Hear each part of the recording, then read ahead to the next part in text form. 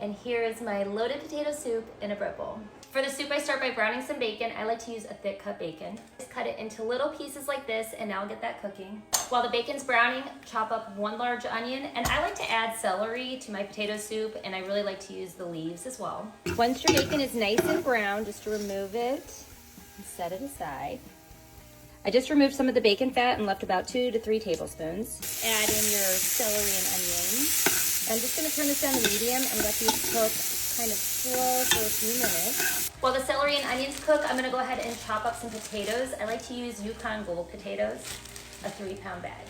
Potatoes are all washed. I'm gonna go ahead and chop these up. I don't peel these, but if you would like to peel them, by all means. And I like to cut them into small little bite-sized pieces. Once your veg has some nice color to it, this is when I would like to go in with some fresh garlic, but I actually forgot some at the store, so I'm gonna go in with some garlic. Just about like a heaping tablespoon or 3 to 4 cloves of garlic. I like to heavily salt and pepper. I'm also gonna add a little bit of this all-purpose seasoning. The Kinder's caramelized onion butter seasoning is also really good in this. 2 tablespoons of butter, 2 tablespoons of flour. Cook your flour just for a few minutes to remove the raw flour base. I'm gonna start with 1 carton of stock. I like to use bone broth just because I like to add the extra protein, but any stock will work. And then just remove any bits off the bottom. Potatoes in, and I like to just add enough stock till they're just covered. So I'm gonna add about a cup to a cup and a half more. So I'm just gonna bring this to a little simmer and let our potatoes cook. So once your potatoes are tender, at this point you could take an immersion blender or potato masher just to mash up some of these potatoes. I like to blend about half of it.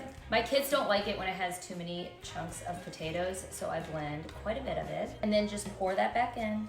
And at this point, you can serve it just like this, taste for seasoning, and it can be served just like this, but I am gonna add a little heavy cream, but if you would like to leave that part out, when you blend the potatoes, it makes it super creamy on its own. But I am gonna add a little cream, maybe like a half of a cup. It's a big pot.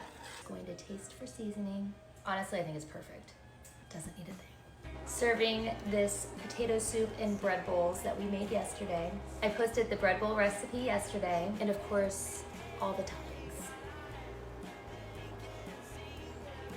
Here it is. It looks delicious. Cheers. What soup should we make next in a bread bowl? Because this one's gonna be tough to beat. Let me know if you try it.